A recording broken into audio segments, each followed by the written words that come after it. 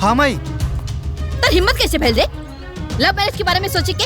हमरा खानदान में केहू आज ले लव मैरिज नहीं कैलस। पता न लगी कैसन बिया, कौन जात पात के बिया, पढ़ल लिखल बा कि ना, ओकर माई बाप के बा। और गाँव समाज हमरा से पूछी तो का बोलब हमार बेटा लव मैरिज कर लेलस। अरे नात रिश्तेदार गाँव समाज सब हंसी हमरा पर। अम्मा जी लड़की ना सरकारी टीचर हिया। हाँ और उनकर पिताजी भी सरकारी नौकरी से रिटायर्ड बाड़े। अम्मा जी गांव समाज में भी ना लव मैरिज करे वाले परिवार के खूब मान सम्मान होला। ए माई पारू ठीक कहते। उ जौन गोलुआ ना। कौन गोलुआ रे? अरे वह प्रवीण गुड्डू के लइका बा जौन। ओकर मेहरारू बहुत सुंदर बिया, गांव में चर्चा होला ओकरे मेहरारू के रहन सहन सुंदरता के। हाँ शारदा। हाँ अब देखा ना हमनी के जहाँ जहाँ लड़की देख ली रिश्ता के बात कह ली, आनंद हर जगह मना कर देना। आखिर कब तक चली आए? इससे अच्छा बा कि आनंद का लव मैरिज कर देवल जाए। मान जो न माई, हमू अपने सहेली से कहे कि हमार भैया लव मैरिज के लिए बाड़े। अरे लेकिन जितना लव मैरिज वाला हम देख ले बानी ना, लड़की एक नंबर के बदमाश होले और बियाह भी ना फ्री में हो जाला। हम ना करब। सबके हुए ऐसा थोड़ी होली अम्मा जी। बहुत घर में लव मैरिज भइल बा। अल्लाह की सब अपना सास के खूब सेवा करेली, हाथों गोड़ दबावेली, घर के सारा कामों करेली। अगर सास डांट देली तो बिलाई ने छुटकियो जाली। हाँ तनी सोची ना अम्मा जी, हम हो सरकारी नौकरी वाली, छोटकियो सरकारी नौकरी वाली, तो अम्मा जी राउर तो दोनों हाथ में घी के लड्डू हुई। हाँ माई वो लोग दहेज में कौनो कटौती ना करिए। वैसे भी माई हम उनके साथे बहुत खुश रहा, बस खाली तू हाँ कर दा। अरे मान जा शारदा, अपने बेटा की खुशी के खातिर मान जा। मान जो मान जा। सबके हो इतना जिद करता तो ठीक बा। बाकी लड़की हम पहले देखब। हाँ माई काल पूरा परिवार जाके लड़की देख ले। बैठी आप लोग बैठी। तो आपका परिचय करा दी परिवार से। ये हमार धर्म पत्नी, ये हमार बड़ बेटा, ये हमार पतो और ये आनंद का माई। प्रणाम। भौजी और छोट बहन और ये हमार लाखों में एक माई। प्रणाम अम्मा जी। खुश रहा। का जमाना आ गया, पहले अगुआ रिश्ता लेके आवत रहे, आजकल लड़का लोग लव करके अपन रिश्ता बना ले वाला और फिर हमनी के आमने सामने बैठा दे वालन, एक दूसरे के मुंह देखे बदे। बिल्कुल ठीक कहता नहीं। अब लड़का की खुशी में माई बाप का खुशी है। हम तो अपने दोनों लड़का के पहले से ही लव मैरिज के छूट दिले बानी। अरे राउर सोच इतना बढ़िया बा, आज यही से तो छूट देले बानी। तब ले आप लोग मुंह मीठा करी। चल आवा था ना। हाँ लिया जाके ले नाश्ता वास्ता करी। ली। एक बात बताई, आपके बड़ बहू भी तो स्कूल में टीचर भी है ना? खाली टीचर ही ना, सर्वगुण संपन्न बहुत संस्कारी बाड़ी हमार बहू। पर राउर बड़ बेटा क्या करेला? बड़ लड़का जी वो जैविक कृषि के बारे में पढ़ाई करता है ताकि फसल की उपज अच्छे से हो सके। अरे ऑर्गेनिक।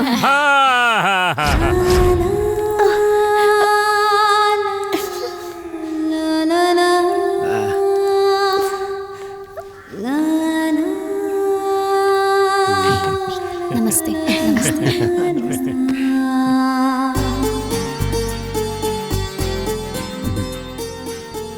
लड़की तो सुंदर बिया, बाकी घर के काम काज आवेला कि ना? ये अम्मा जी हमारे बिटिया के घर के सगरों काम धंधा आवेला। अरे हीरा हिया हीरा हमार बिटिया। ए बिटिया खाना आना बना ले लू कि ना? हम पिज्जा बर्गर माइक्रोनी और हाँ चाउमीन तो इतना टेस्टी बनाने की राउलों के पेट भर जाए लेकिन मन ना भरी।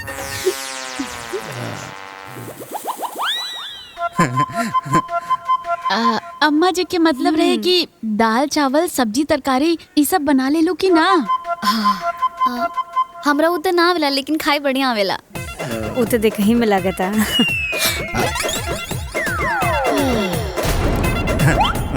ए आंचल बिटिया काहे मजाक करत तारू ऐसे? उ का है ना कि हमरे बिटिया के मजाक करे के आदत है। रउआ के घरे में जाई ना तो दिन रात रउआ सबके हंसाउते बीती एकदम से।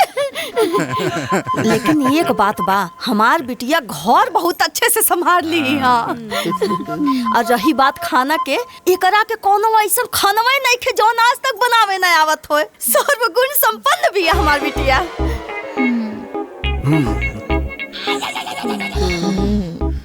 बिटिया तोहरा मालूम बा शादी के बाद तोहर घर माई बाप सब केहू बदल जाई। काहे बदल जाला? हमार माई बाप तो ये राम लोग, दोसर केहू ना।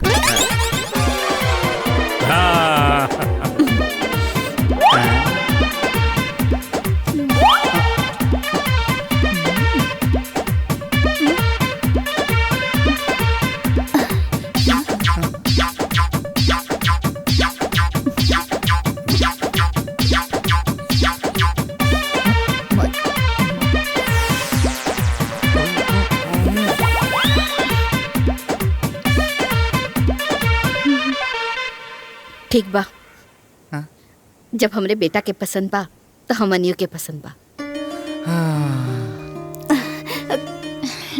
हम लोगन के रिश्ता मंजूर बा। अरे तब तो ठीक है बा महाराज। मुंह मीठा करी।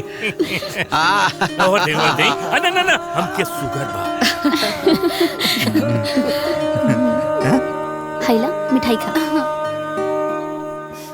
और तू खा। ढेर खुश मत हुआ, शादी के बाद सास और ननद का ताना सुनने के मिली। हाँ, और तोरा जन चेहरा पे खुशी बना सब रुआई में बदल जाई। और तो और तोहरा ससुराल में तो तोर ददियो सास भी बाड़ी। अरे ददिया सास के तो छोड़ा, तार ससुराल में सास बाड़ी ननद बाड़ी। तारा छोट होगला के नाते ना घर के सारा काम करे के पड़ी। और तो और सास ननद के ना गुड़ो दबावे के पड़ी। हम आज ले हम अपना माई बाप की बात नहीं की सुन ले तो सास ननद के काहे सुनब? यही से तो लव मैरिज करते नहीं, अरेंज ना। और ऊपर से भर भर के सामान लेके जाते नहीं। सास ननद की बात सुने खाती ना बात सुनब ना सुनाई। और रहल बात गोड़ दबावे के तो गोड़ दाबब ना दबाई। वाह भगवान जी, रवा का किस्मत दिले बानी हमरा के। हमार दोनों पतो बड़की और छोटकी सरकारी नौकरी वाली, दोनों पैसा कमा के लाके हमरा के दी और घर के सगरों काम भी करी। बड़की हमार गोड़ दबाई तो छोटकी हमार हाथ, और हम दोनों पर शासन करब। राउर मुस्कान देख के तो लगता अम्मा जी कि छोटकी से सेवा कराएगी तो खूब सपना देखा तारू। जे देखा दिखावल में इतना श्रद्धा पुरा दिलस, सोची जब वो घरे आई तो का गर्दा उड़ाई।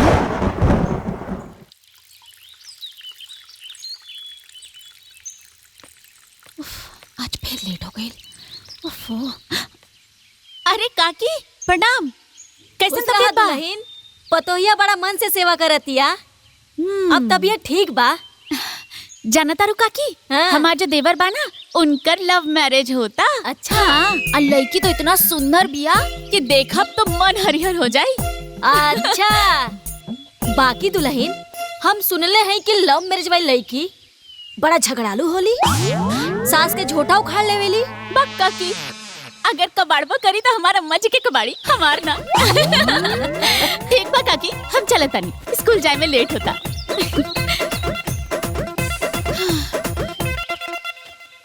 तोहरा के समझ में नहीं आवत दुल्हन, गेहूं के साथे घुनो पिसाला।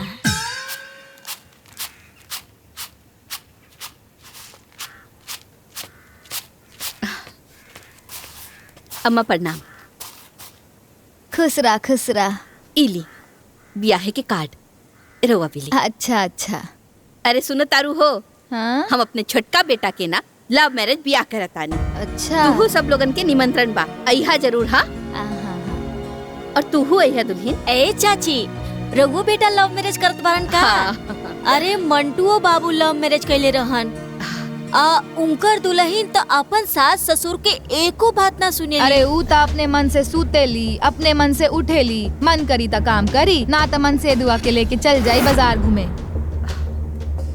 अरे लव मैरिज के देखा देखी में अरेंज मैरिज वाला ना बिगड़ जाए, तनी देख के साल। अरे तू लोग अपने घर के चिंता करा, हमरे घर के चिंता मत करा। जैसे बड़की के हम शासन में रखले पानी ना, छोटकियों के रखब। बाकी रउआ लोग आइब जरूर। हाँ अच्छा चला था। देखो तारू आज के जमाने में क्या होता।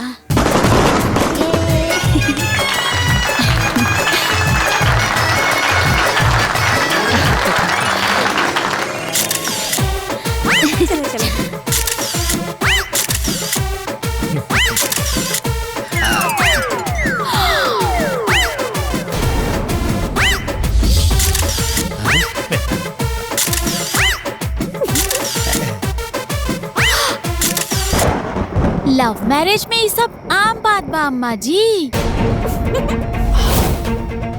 आम बात नहीं खे। लोग के सामने अरे ऐसन करत या तो घर में आई तो का करी। रवा चिंता मत करी, अम्मा जी बानी ना, ओकरा के सब सिखा दे। लव मैरिज वाली के लव सिखा दे। ए सावित्री। हाँ चाची, ई तो बेशर्मे बिया हो, तनको लाज शरम नहीं खे। हाँ माई देखती है। ऐजा सास ससुर नाथ रिश्तेदार सब बैठल बाड़े। ए चाची, यही के न कहल जाला लव मैरिज। हाँ अरे आग लगे ऐसा लव मैरिज के। कहाँ से आगे नहीं जा हमनी के यहाँ। ए माई आनंदवा तो साफ है बेशरम निकल गई। अरे भैया नाच तो बाड़ी, तनको लाज शर्म नहीं खे। तू हो तो बोलत रहलू है ना। कन्फर्म पागल लियन काम करता आनंदवा। अरे बाप रे। रवा सब चिंता काहे करे तनी। आंचल जब घर आई ना तो अम्मा जी ओकरा के सब सिखा दी है। तू अपन मुंह बंद करके बैठबू की ना, का सिखा दी।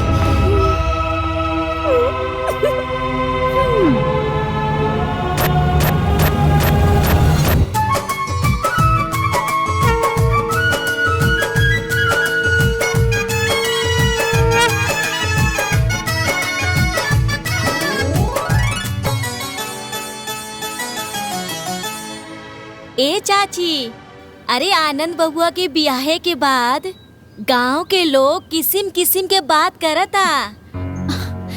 दीदी गांव के लोग के कहा वो तो बोलते रही। गांव के लोग अगर ना बोली ना तो उनकर खाने ना पची। अब आवतिया तो अपना आँखी से देख लिया कि हमार पतो कितना संस्कारी बिया। अब बुलावा दीदी अपन पतोह के। और कितना टाइम लगी। कहीं करिया तो नहीं खे, यही से मेकअप करे में इतना टाइम लगा था।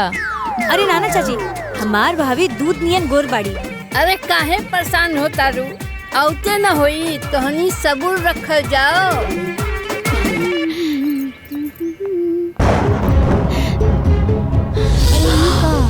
तो ही एकदम बेशरम हिया। मुंह दिखाई से पहले ही मुंह दिखाई होई गई।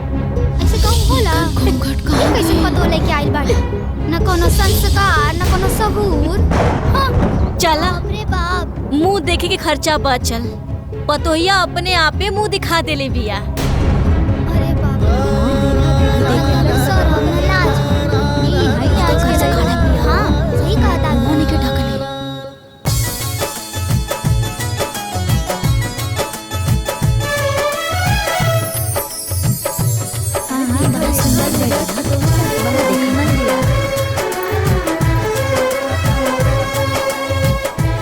ए बिटिया घूंघट उठाओ।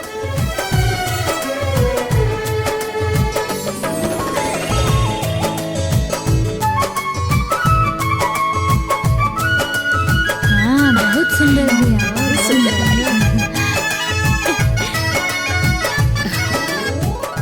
बड़ा सुंदर पतो ले आयल बानी है काकी। हाँ और नैन नक्शा भी बड़ा सुंदर बा। अरे सुंदर तब बिया, सुंदर के साथ साथ संस्कारी भी हमार पतो बिया। हाँ वो तबा हाँ, वो बहुत तो सुंदर बिया, बहुत सुंदर भारी। अरे अम्मा जी, हाँ तब पसंद के कर बिया हमार सुंदर और संस्कारी तो हकबे करी। अम्मा जी हाँ कुछ याद आ गई का? चुप कर। अरे तोहरा मालूम नहीं कि तोहर मुंह दिखाई के रस्म हा तब बिना घूंघट के काहे आ गई लुहा? कूल माँ जी मुंह दिखाई के रस्म में मुंह देखल जाला और हमार मुंह तो ये लोग जयमाल पे ही देख ले वानी लोग फिर घूंघट के लगे का फायदा? करके पता हो बानी ठीक कहा तारू ए दुल्हन। वैसे हमनी के सोचनी हा कि चल के तनी और देख लिहल जाई। अरे रउआ लोग के ज्यादा हमरा के देखे के बाद जाने के बाद तो इंस्टाग्राम फेसबुक पापा के परी आंचल बड़ा फेमस बानी हम सोशल मीडिया पे। ये का फालतू के बात कर रहल बाड़ू? तोरा पता बा मुंह दिखाई समाज के एगो रिवाज है और तू सबके सामने हमन मजाक उड़ा बता रही। भाभी तोहरा वजह से हमनी सबके मजाक उड़ाता। तोहरा के घूंघट करके आवे के चाहिए। अब का होई घूंघट कइला से? मुंह दिखाई तो हो गई। लव मैरिज ऐसने होला। देख ला तोहनी के। चला चली उठी हो। ई है आज के लड़की। सही कहा तारू।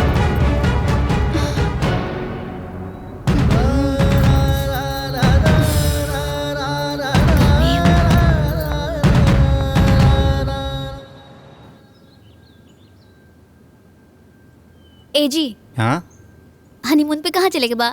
शिमला मनाली दुबई कि लंदन लेके जाए? कहीं ना। काहे? हमार सब सहेली शादी के बाद हनीमून पे गए लो हमू जाए ना तो हमार सहेली लोग के बीच में का इज्जत रह जाई। अरे भाई आज तक हमारा खानदान में केहू भी हनीमून पे ना गइल तो हम कैसे जाब? और माई ई बात के ना मानी। समझल करा ना। रउआ काहे नहीं की समझत?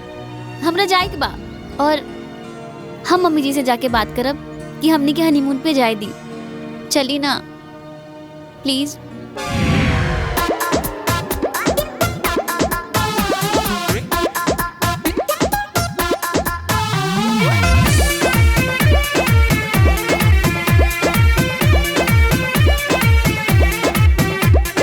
ए जी सुना तानी अरे एगो बात कहे के बा।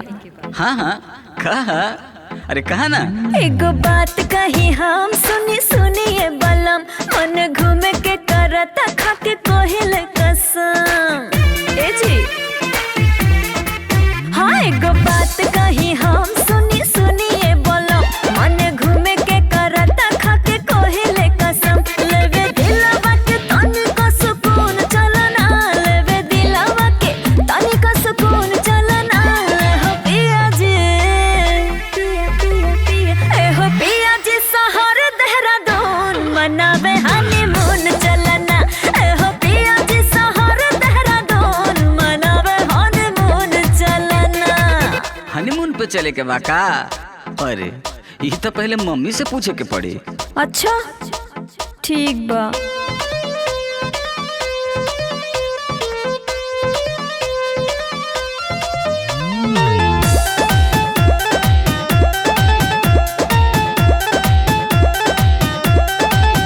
हनीमून पे जाए के बाद तनी यहाँ दर्द दिना माजी।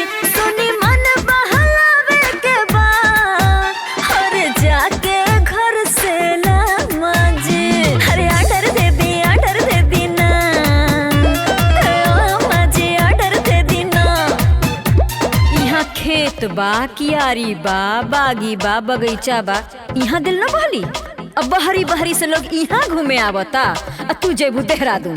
वाह आ देरी करे के ना बाटे ही जून चलना। हो पिया जी ए पिया जी हो पिया जी शहर देहरादून मनावे हनीमून चलना। हो पिया जी शहर देहरादून मनावे हनीमून चलना।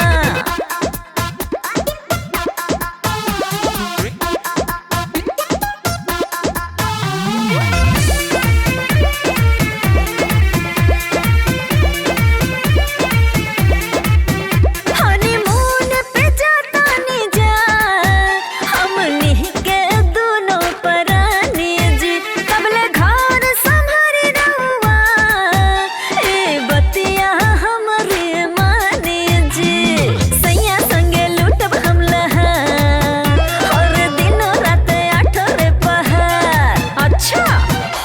इतना दिन से यहाँ आइल बानी, हम तो कोनो शहर शहरात ना गईनी।